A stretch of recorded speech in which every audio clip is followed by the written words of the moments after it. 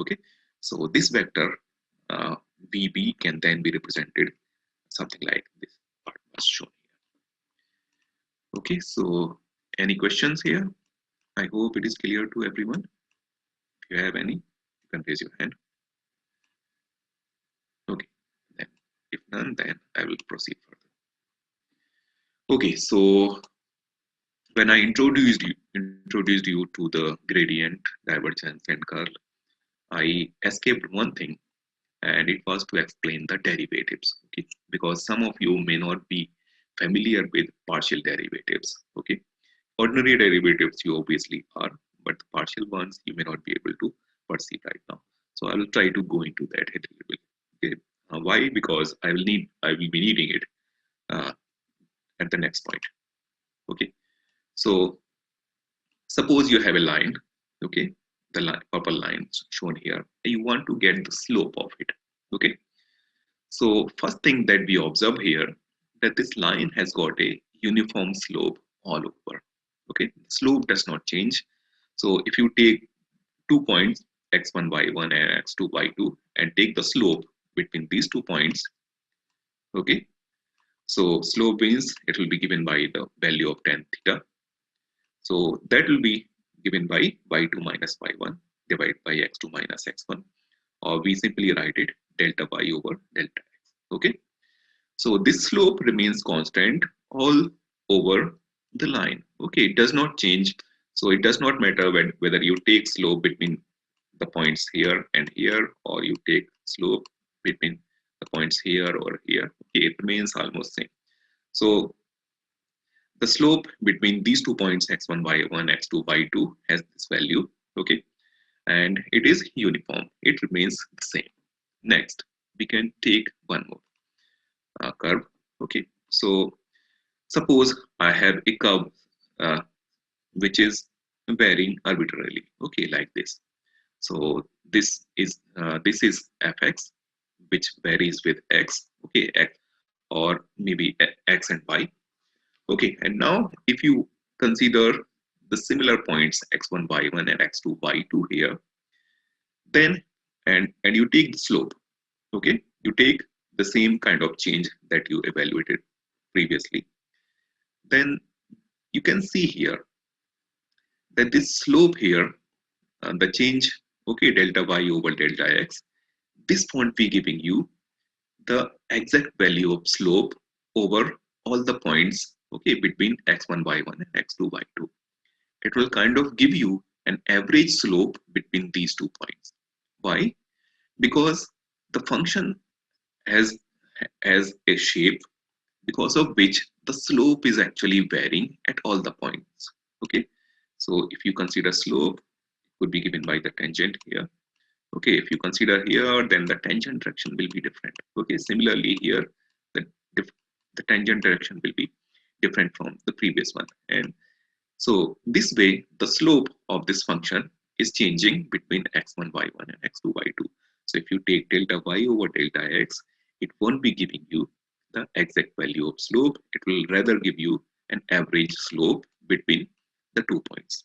Okay, so how is then the slope calculated? You know it already. Okay, so how do we calculate it? What we do is to consider delta x to be very small. What does that mean? That we consider 2 points which are very nearby, x1 y1 here, then x2 y2 probably here. And in that case, if I try to zoom this area, so if you have x1 y1 here, and suppose the nearby point x2 y2, so you can see that this function is nearly a straight line in that case. Okay, so for very small delta x, this change in y or delta y, okay, can be given with a straight line. So for that very small delta x, we define delta y over delta x as dy over dx at this point. So to calculate slope of an arbitrary function fx, we calculate dy over dx, and this is actually the ordinary derivative. Okay, so this you have already known from your previous classes. Now we go for the next function. Okay, so suppose I have a function z. Okay, and z depends on variable x and variable y. So z can be said to be a function of x and y. Okay. So if you want to look at it in the real meaning, okay, so z could be the height which varies with x as well as y. So this can be represented with the curve shown here, the 2D curve that you see here on the screen. Okay, so there are a few things which we can notice about this curve. That suppose I am at this point here, x1, y1, then you can see that this function is actually changing slowly as you go along x. However, the function changes more rapidly, okay, or more quickly as you go along y direction or as you go along this direction, okay, along y. So we have got one slope along x-axis, whereas the slope is completely different along the y-axis, okay. So here we have two different slopes, one along x, one along y, and if you take any other arbitrary direction, then the slope will obviously be different, okay. So for such kind of functions, I already have defined gradient. I hope you remember what gradient gives. So the gradient gives the direction of maximum change of the function. Okay. So let's forget about that here. So this height z changes at different rate in different directions. It means if you want to give the change or rate of change of this function, then that rate of change cannot be given with df over dx or df over dy. Okay, then you need at least two derivatives, or the rate of change of this function or change in function cannot be given with a single derivative.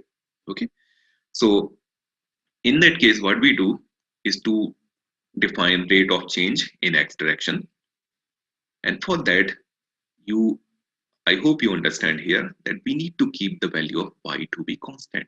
Okay, y should not be changing when we are defining the rate of change along x. Similarly, when you define rate of change along y, then you should have x fixed. So such slopes can be given with del z over del x, or we also represent it like del z over del x with y kept constant. Okay, so this y superscript here, subscript here, it says that it is kept constant when you are taking the derivative. Okay, so the variation of the function or the slope of the surface at a given location along x direction, it can be given with del z over del x. Similarly, the variation of function along y-axis, okay, or the slope of the surface along y-axis is given by del z over del y with x kept constant. Okay, so sometimes you do not just write this x kept constant here with this line and x. Okay, we normally go for del z over del x. So del z over del x obviously means that all other variables like y, they are kept constant when we are taking the derivative. Okay, so if in that case you want to have a general change, okay, or change in value of x as you vary x and y or x or y, so that change in z can be given by the rate of change along x-axis multiplied by change, okay, small change along x plus rate of change along y-axis multiplied by the change that we are doing along y. So for that case, we can consider a simple function like z given by 6x square y plus 3x plus 5xy plus 10. And then you can calculate del z over del x. Okay, so when you calculate this derivative, you consider y to be a constant. Okay, and similarly, you can also calculate del z over del y, where you will keep this x constant. Okay, so yeah, that's all. Yes, Siddharth. Sir, I was asking this question. If we want to calculate the gradient, then how we will do it? Because I am not able to understand the difference between slope and gradient. Slope and gradient. Yes, sir. Okay, so actually slope we normally define along one particular direction. okay, Yes, sir. or for a function of one variable like fx, okay. And if the function is of two variables, then we define slopes along two different directions like we are doing here, okay. Yes, sir. So in that case, we take del z over del x. So here we are keeping y constant, and if you take along the other direction, then you are keeping the other variable constant. Yes, Okay. sir.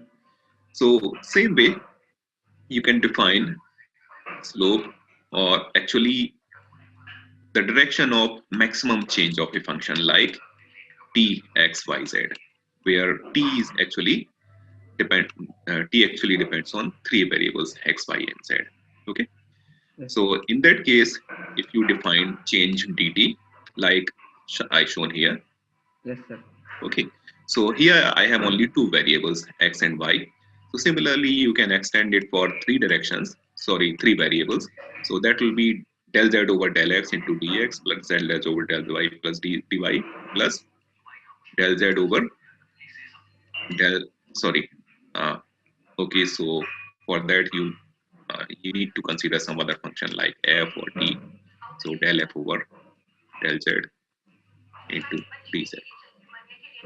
Okay, and then I wrote this dz change in terms of the gradient, okay, dot dl. And then I interpreted df. Okay, so what was df? Could you remember now?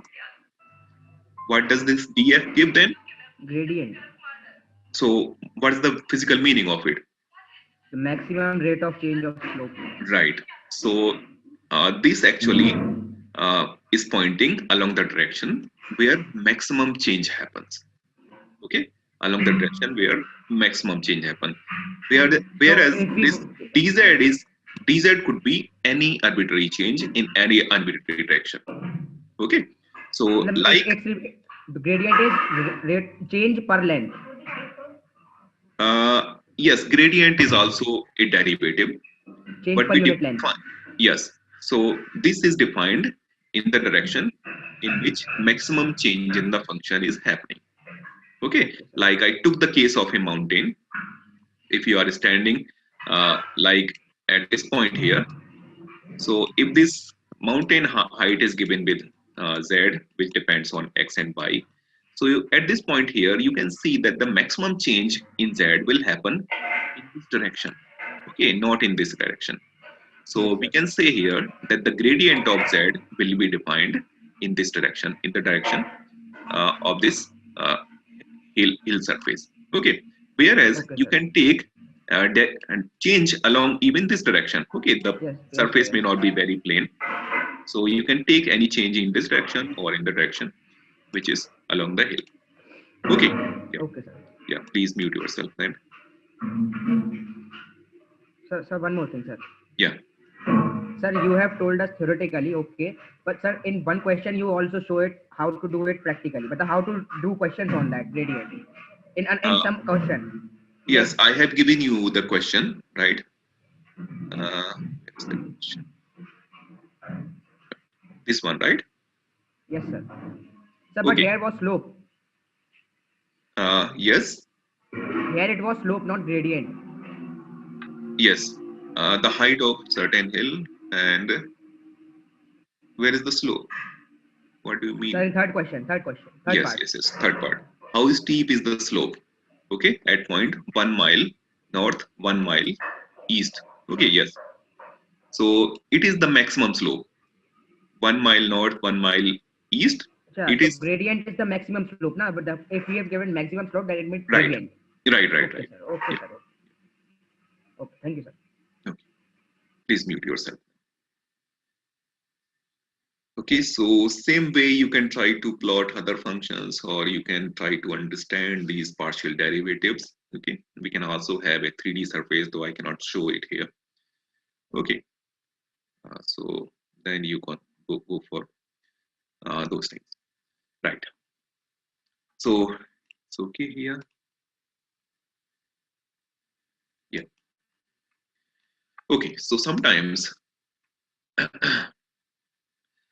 the variable x and y in the function f x comma y, they can also depend on other variables. Okay, x and y can also depend on other variables like u comma v. So we can then say that x is a function of u and v, and similarly y could also be a function of u and v.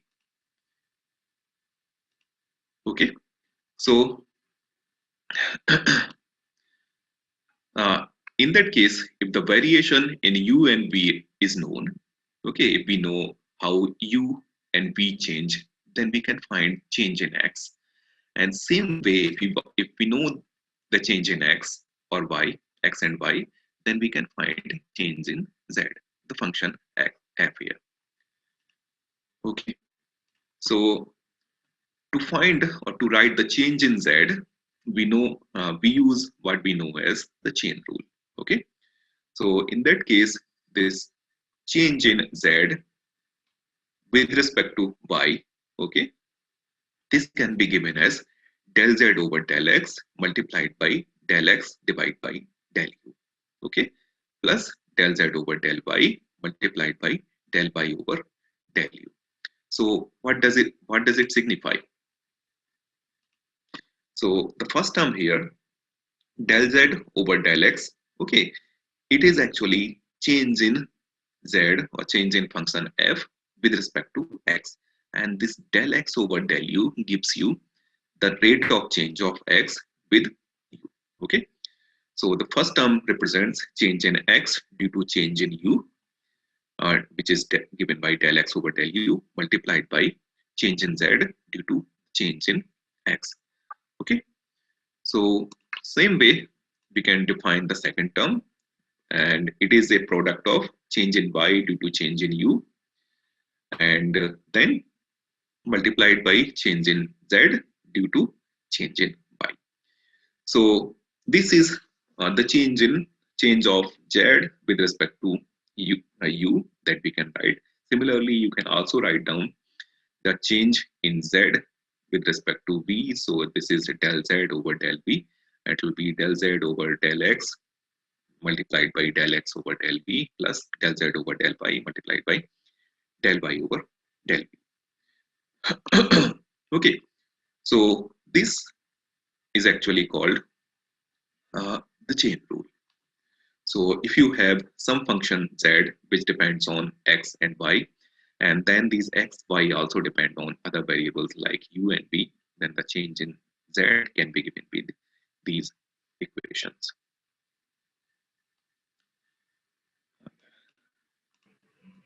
Yes, Siddharth. Sir, in previous slides, sir, please go that. Yeah. Yes. Sir, here it must be half now, half of that, because if we cancel dx by dx, then it will become dz by du plus dz by du. No. It does not go that way, actually. But sir, in chain rule, we do that only. Na? We multiply and divide by dx, so it becomes two separate differentiations. Okay. So, what are you studying in mathematics nowadays?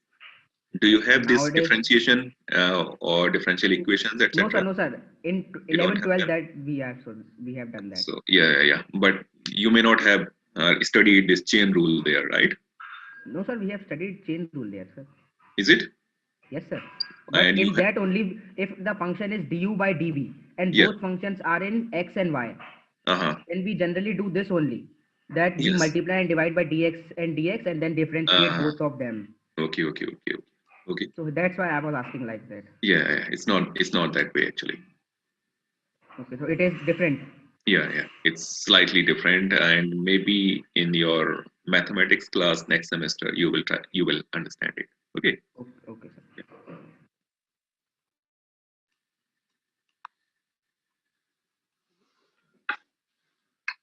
Okay, so next we have the directional derivative. So in this case, we were taking the derivatives or change along x-axis, okay, along x direction or along y direction. Now we can take change along any arbitrary direction like ds. Okay, so suppose we want to find change in z as we move by some distance delta s. Okay, and this delta S distance is along some arbitrary direction. We are not moving along X, we are not moving along Y. And then I hope you now can recall how we defined gradient.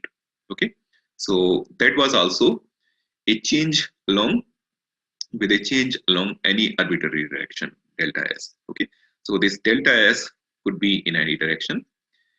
In 1D, we know that this delta X could be either positive X or could be negative X. Okay, or negative Y or positive Y and things like that. Okay, so with that, we defined or the change is given by the directional derivative. So this derivative here, df by ds, is given by the chain rule that I have introduced here. So this df by ds is basically del f by del x into dx divided by ds. I hope you now understand this term. Similarly, plus we have del f by del y into dy with ds plus del f over del z into del z over del x. And this arbitrary change delta s, okay, it could be in any direction. So we can write it like we did in case of Cartesian system earlier, that this, ds could be given by some I into dx, I cap into dx plus j cap into dy plus k cap into dz. And if you then want to write the value of ds, so I hope you will understand that this ds can be given by square root of dx square plus dy square plus dz square. Okay, so at this point I can take an example. So we need to find the directional derivative of phi, which is a function of x and y given by x square plus y square at a point 1, 2. Okay, so you will have this function plotted, and I have already done that. We have already seen this function. Okay, I hope you calculated gradient of it. So you can see here that this function is actually a cup-like function, or could be a cup-like function if you draw it even further. And then it has got a minima somewhere. And if you go along x or along y directions, then this function is actually changing at different rates. Okay, it's not changing at the same rate. So we'll try to define the directional derivative. So what will that be? Directional derivative phi. So if I define d phi, okay, in some direction, say ds, then that d phi over ds will be given by del phi over del x multiplied by dx over ds. Okay, plus del phi over dy into dy over ds. Okay, and I hope you understand here that this s here could be a function of x and y, or we can say this x and y could also be a function of s.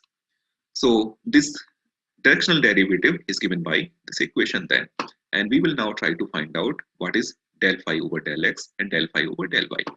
So you have this phi given by this equation, and when you calculate del phi over del x, so you obviously consider y to be constant. So this del phi over del x will then be 2x. And then we have this dx over ds, okay, plus this del phi over del y is 2y, and then you have this dy over ds.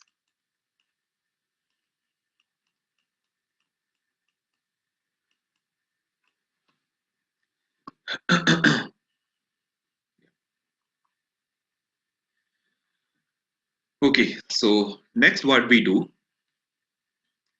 is to try to find out these values, the values of dx over ds, dy over ds, and for that we can actually do with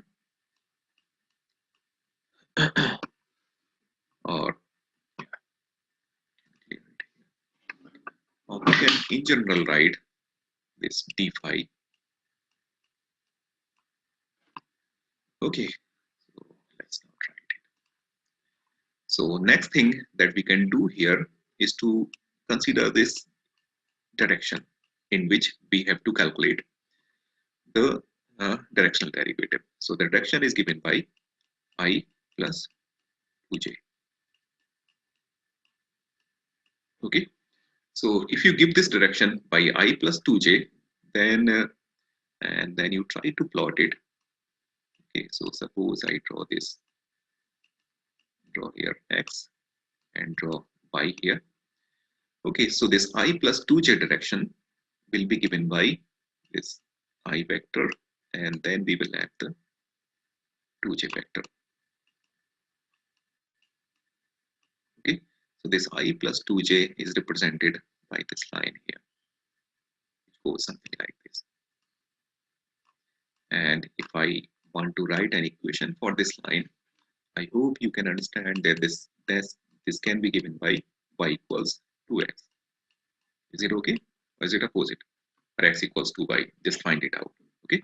So in that case, then you can find out the value of dy over dx. Okay, and that value will be given by 2 here. Okay.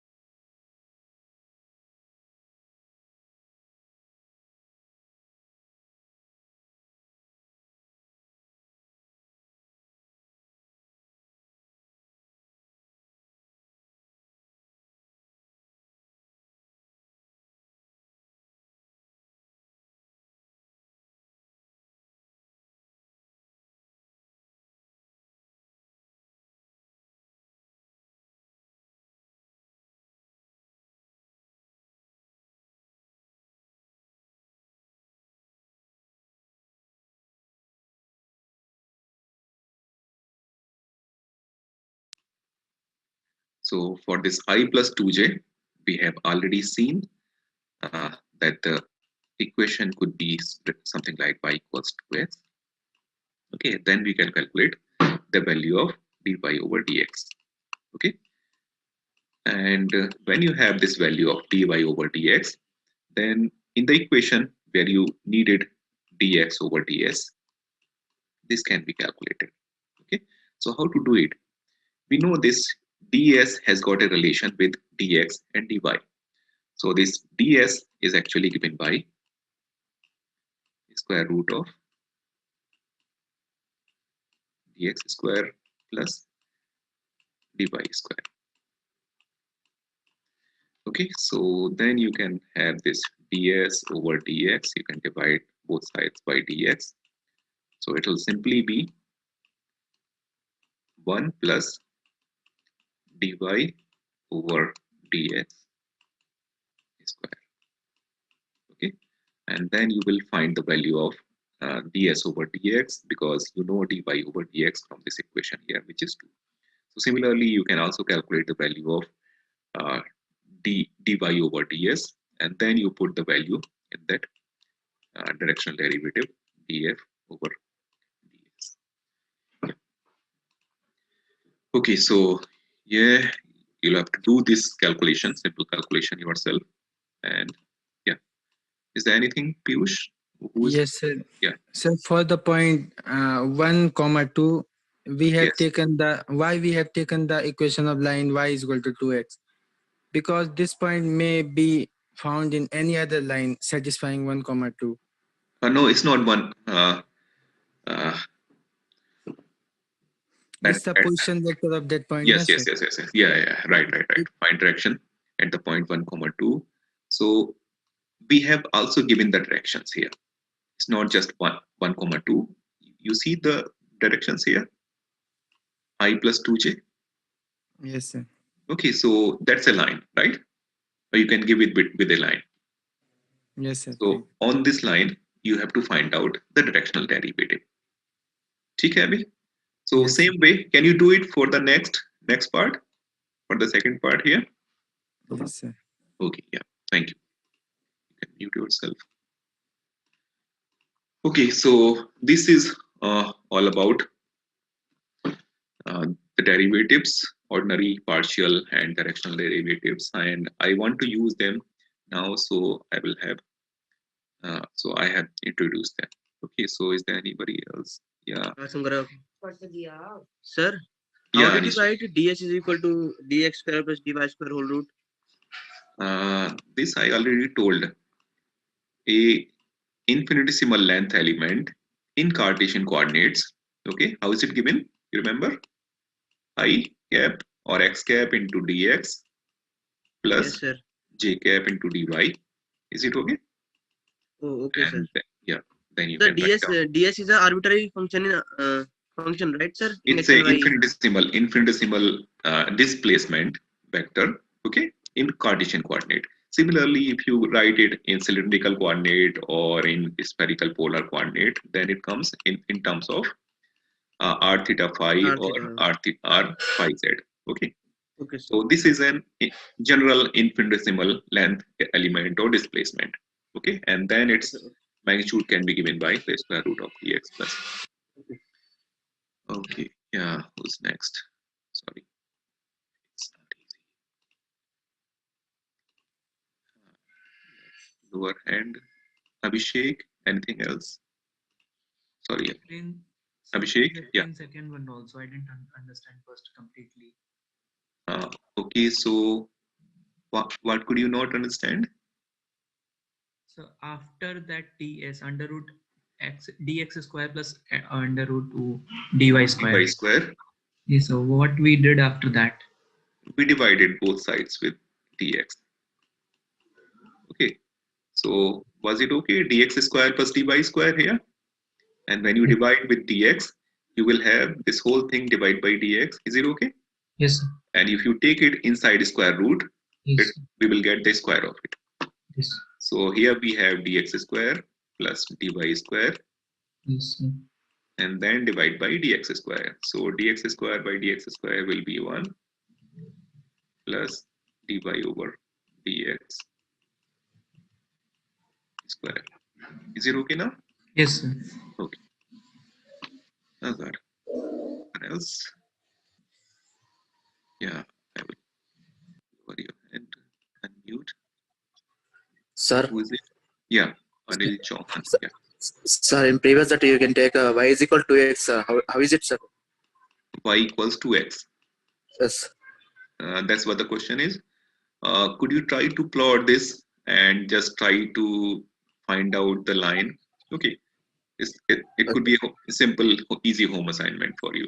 Okay. Just see if it is y equals 2x or 2y equals x. Okay. Because I'm not sure about it.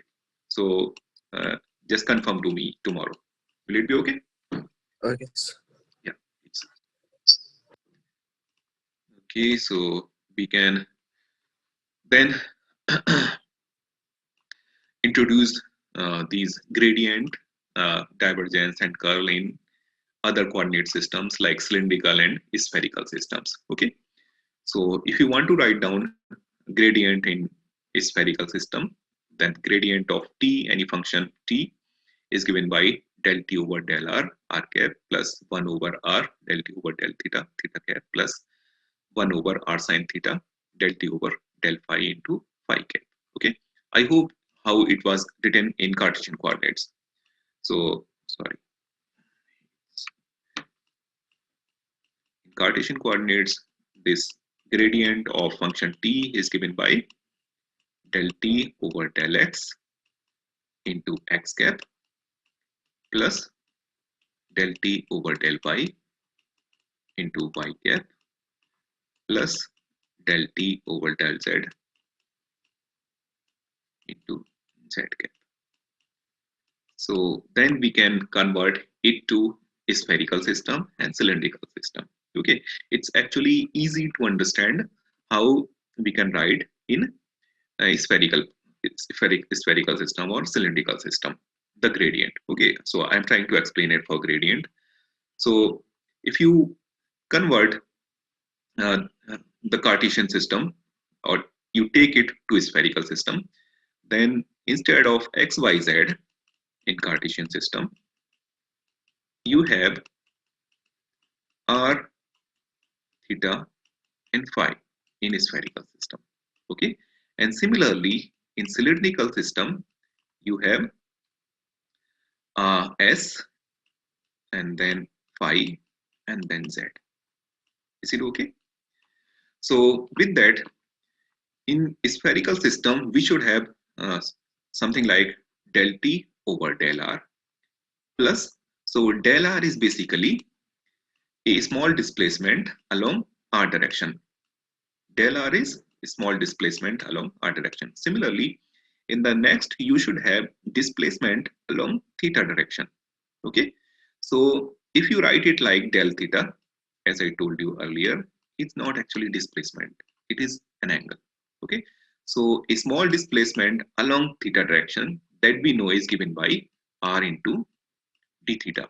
Okay, so instead of having del t over del theta, you should have del t over r d theta. Similarly, a small displacement along phi direction. Okay, so that is given by r sine theta d theta. So instead of simply having del t over del phi, you should have del t over r sine theta d phi.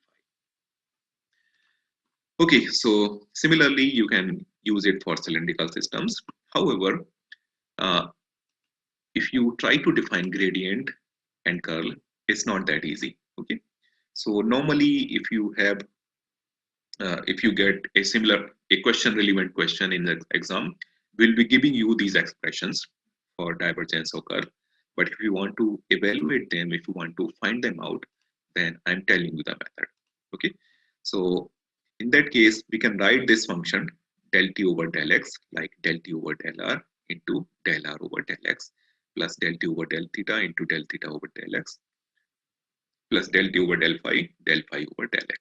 Okay, so and then next thing you do is to put the value of del r over del x, del theta over del x, and del phi over del x. And for that, you have relation between x, y, and z, okay, with r, theta, and phi.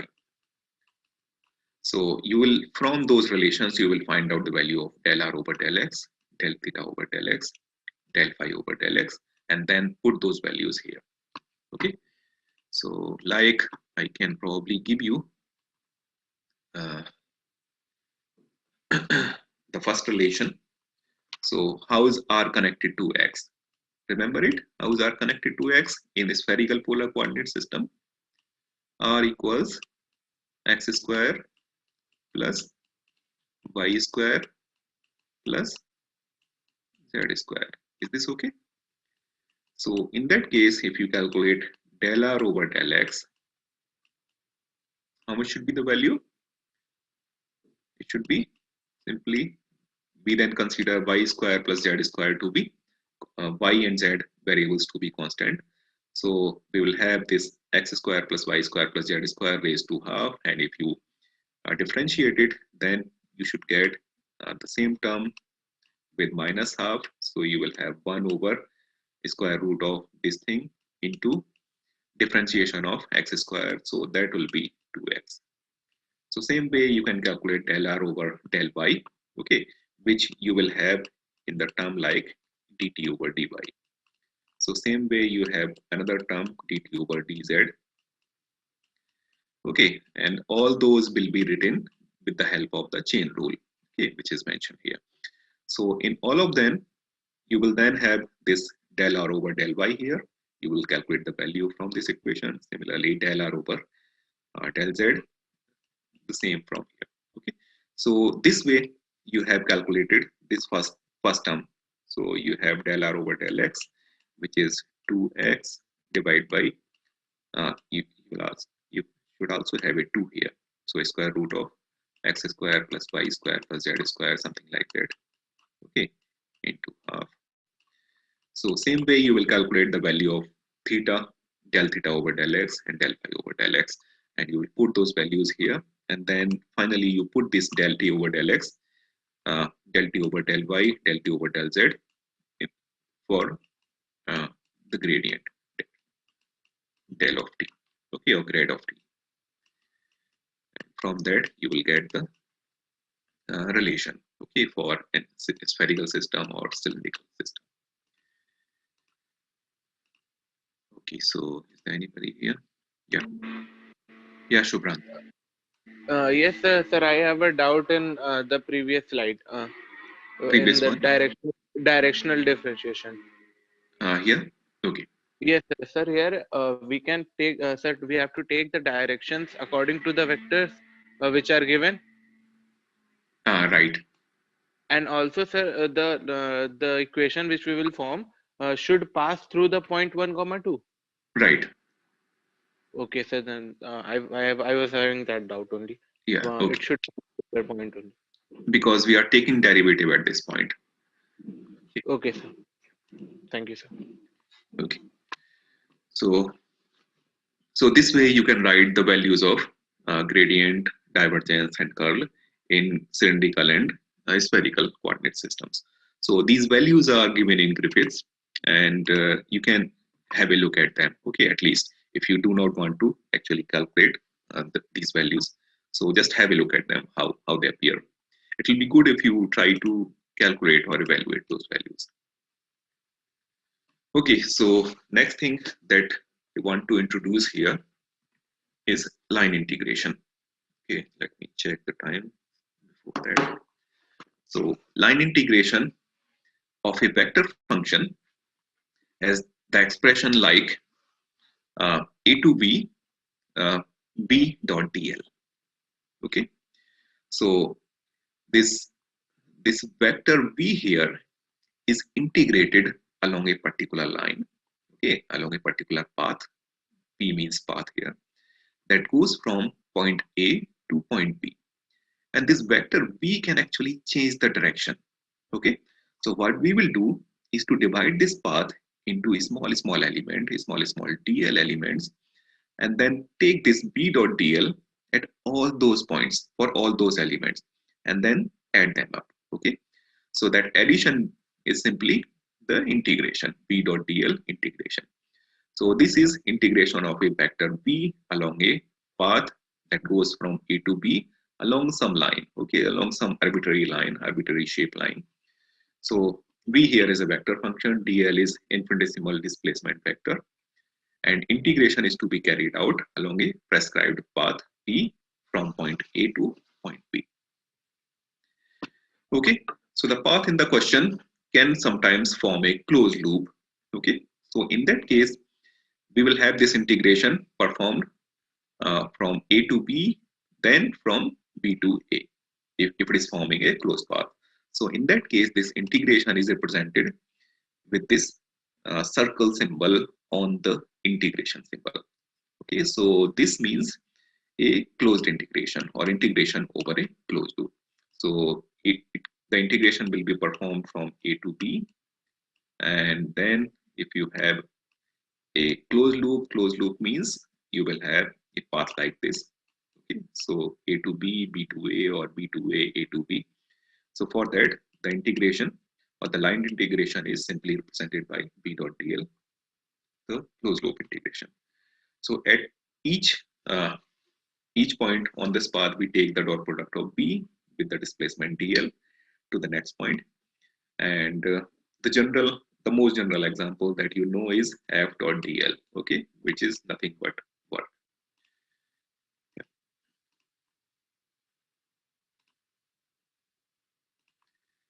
Okay, so we can take an example here.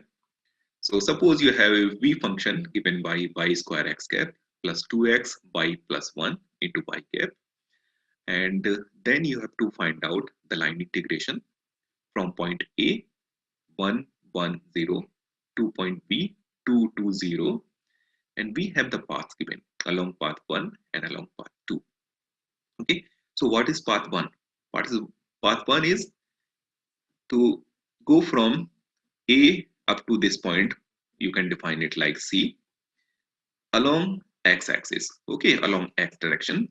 So along this path, obviously, you will see that the y will remain at a constant value. Okay, so if you go along this path, then during this segment first of path 1, this y will be constant.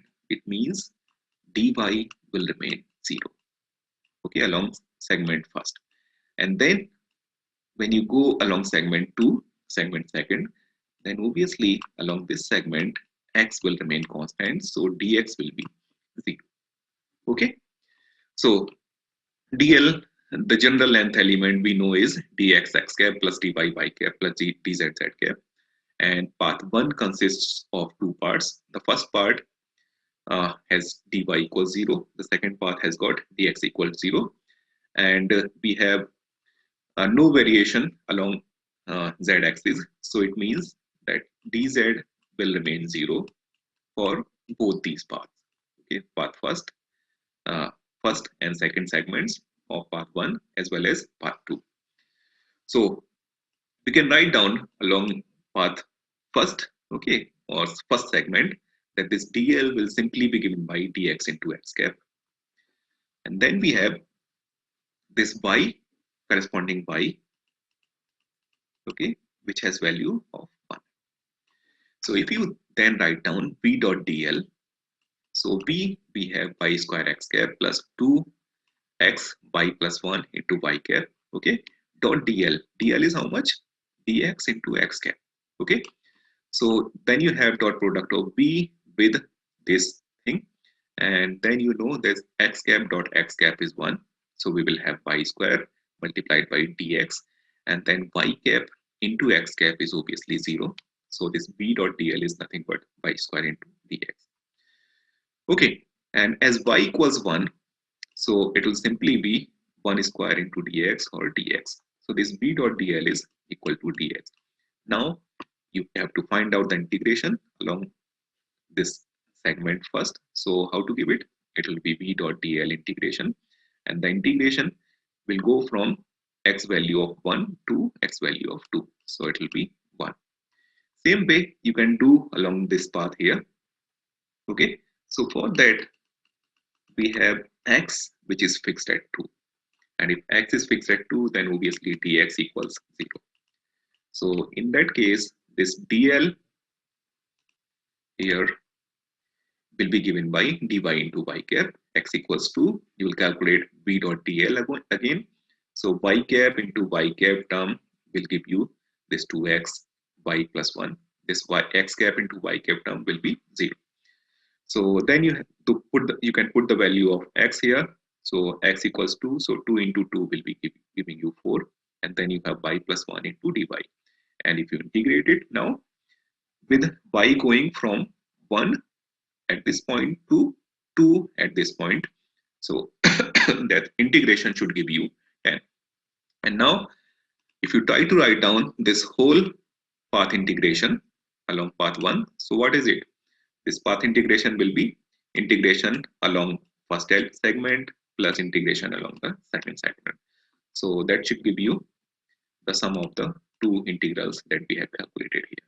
Okay, so same way you can try to calculate this path integration along AB. Okay, and for AB you have to use a little trick. So what is that? You can see that y equals x along path 2. Okay, so in that case this dx will be equal to dy, and dz is obviously 0. So you will then write down dl. Okay, dx equals 0. So you will have dx x cap dx y cap, and you calculate v dot dl. Similarly, you can also calculate the integration. So I will try to stop here because you have got your next class. Yeah, we are already overshooting. So if there are no questions, then I end my class here.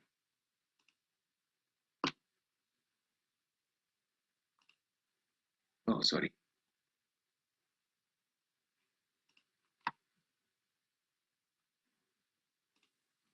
Yeah, Anishwar.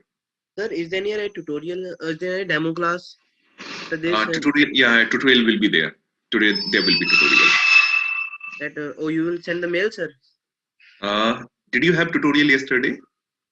No, sir. No. No. Okay, I will check again. You should have tutorial now in this week. Okay, so I will check with Dr. Roy again and we'll schedule it. Okay. Oh, okay, sir. So yeah, yeah, you can ask the other questions tomorrow. Okay, so that is why I'm trying to end here because you have another class.